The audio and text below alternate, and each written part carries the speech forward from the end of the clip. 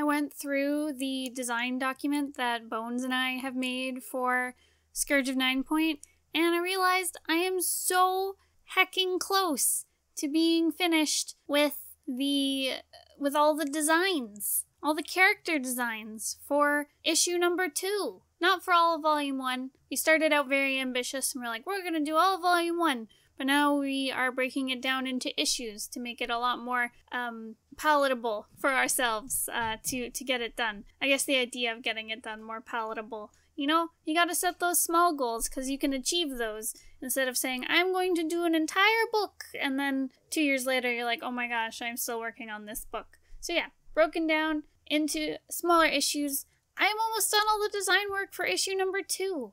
Woo! So I wrote down a little list, as you can see on the side there, of all the things that I have left over before I can start jumping into the more detailed designs, I guess. Once I have all of the character designs done, maybe excluding a bunch of like the background extras, I'm gonna be moving to the computer to work on them and doing character turnaround sheets and figuring out their colors. And I'm so excited to get to that point because it's so close, and 2, I feel like there's a lot more character design stuff I can talk about once I get there. And I can stop just talking about like the initial ideation phase of characters. I mean, that's all important stuff, and I hope it's been interesting or helpful for people who are also designing characters and doing like prep work for their webcomics. But I'm really excited to get onto a new phase, and I can finally start talking about like colors and color design and all that stuff, because like I've done a few videos about color, but I haven't done a lot with like accompanying visuals, which is bad. I've had a lot of people comment saying like, hey, this is a good video full of interesting stuff, but I wish there was visuals so that I could understand it better. And I'm like, you know, you're right, I better start doing that. So I'm very excited to actually have like examples of what I'm talking about so that I can go into detail about these things, because I'm sure people want to know, because I know when I started looking into character design and webcomics and stuff, I found a lot of that stuff very like mysterious. I didn't understand it very well, and I would have loved someone to be there to like guide me through a lot of it. Like seriously, learning color stuff took me so long. I had to figure out a lot of it on my own. That isn't to say like there wasn't places where I could have gotten this information. Like I think, like looking back on it, my art classes that I did back in high school did tell me a lot of the basics of color stuff, but I always felt like my brain wasn't primed to learn it yet. A lot of the time I feel like a lesson I got like 6 years ago, I'm like, oh, that's what that was, as I like discover it for myself, which is frustrating because on one hand I'm like, why didn't I get this sooner? My teacher totally spelled it out for me and totally taught me this lesson forever ago, but it just didn't register with me, or I thought I learned it, but I didn't actually learn it, and I could have been better sooner. But it's also like cool when that happens, because you're like, oh, I finally get it, it's all clicking together. I mean, it is what it is. I can't go back in time and change my knowledge or my skill level, so like, why worry about it? Anyways, I hope these vlogs have been helpful to people, because like I said, webcomic prep is very like mysterious, and a lot of people don't go into like the concept phase of what they do. You really just see like finished projects everywhere.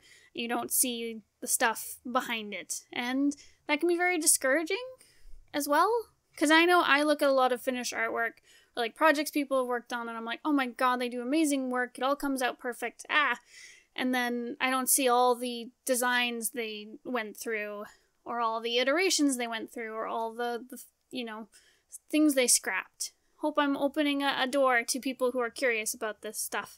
I mean, I'm still figuring it out as well. I don't know everything about what I'm doing. I'm learning things as I go. This exercise of like designing all the characters beforehand has been very interesting. I've learned a lot about character design through it, and I've started to really notice the difference between different character shapes. It does help that I have a bunch of characters that all say like wear the same uniform, or characters that are all the same species of animals, so like a bunch of cats or something, and then I have to line them up and make them different. And I've learned a lot about like pushing shapes and making sure that the characters look distinct, Though it is frustrating when I've drawn like a character out and then I flip back through old sketches and I'm like, oh, I just totally drew the same character as I did before. So then I have to rework it. But that's good, because it's teaching me about my things I default to. So in the future, I can avoid doing that. And I don't know, it's okay to make mistakes. And it's definitely going to be a total lifesaver when I'm actually working on pages. When I have all these designs laid out, and I know what all my characters look like, and I know what all the scenery looks like, so I can just plop my characters down and wiggle them around and have them do stuff. That's kind of what it feels like. It feels like I'm building, like, dolls, and I'm building, like, their little sets, and I'm just gonna, like, strut them through it. Whereas before it was very, like, I have to build everything on the spot and hope it works out. It's interesting. It's fun. I'm excited. It gives me a very clear vision of, like, what I want to do with the story visually. I feel like all of this is very, like, well, duh, of course you want to know what everything in your story looks like. But, like, I just never did that in the past, which is silly of me. Wah! But also important, because early on in my comic career, I needed to just learn all the things about making comics, and adding on learning all the stuff about designing comics.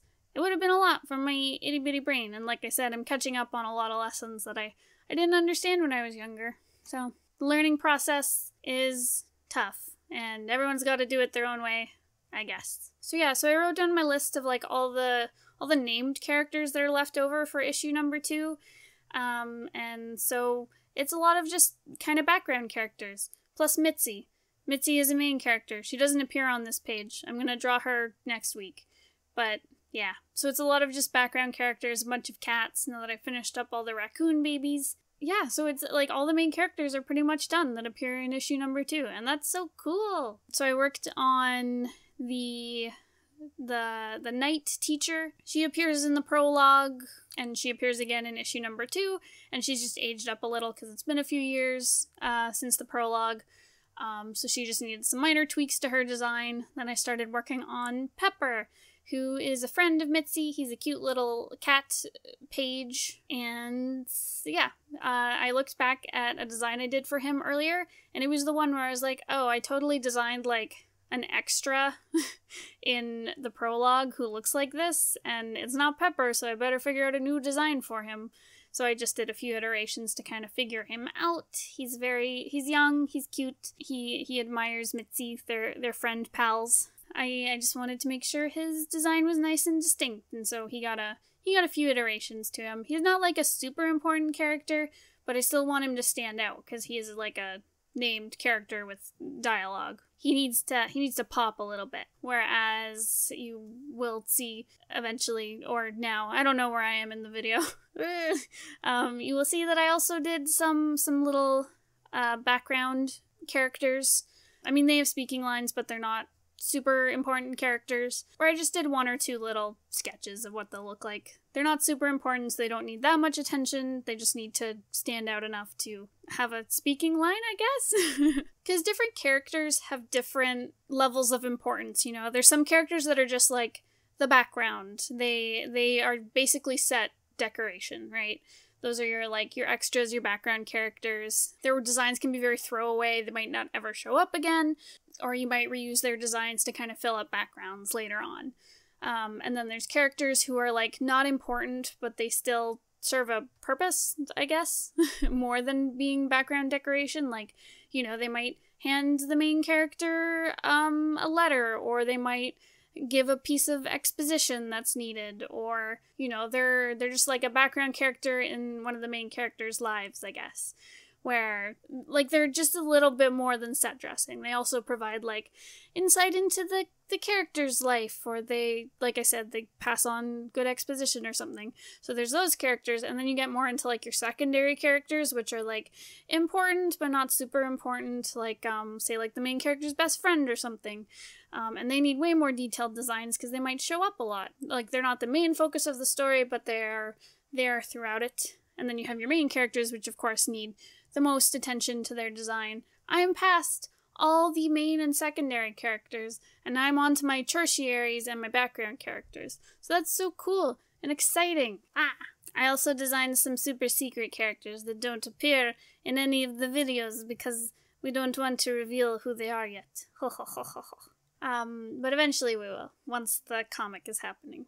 I'm really excited too when I finally get to record like the actual comic pages on these vlogs, and you get to see kind of like my process from start to finish. That's gonna be really cool. Yeah, because I keep rereading the script, but like I was rereading it today to make sure that I didn't miss any characters who have speaking lines, marking down different locations that maybe got missed because Bones did some rewriting to his script after we'd already made the design document, like listing all the characters and settings and important stuff that I need to design.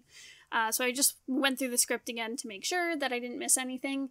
And it was very cool to read it and be like, oh my gosh, I can now totally picture how everything looks because I know what all the characters look like, and I only have background characters left, and that's so exciting. And I even have some of the sets done because I did that video earlier about different set designs, so I have a very rough idea of what a lot of the settings will look like, and that's like way more than I ever did in the past. I'm so proud of me. Good on you, Gray. When I start to work on the comic pages, it'll be very cool. And yeah, I'm basically just super excited to get on to like a new phase of this. Like I'm always antsy to get on to the new shiny, exciting thing.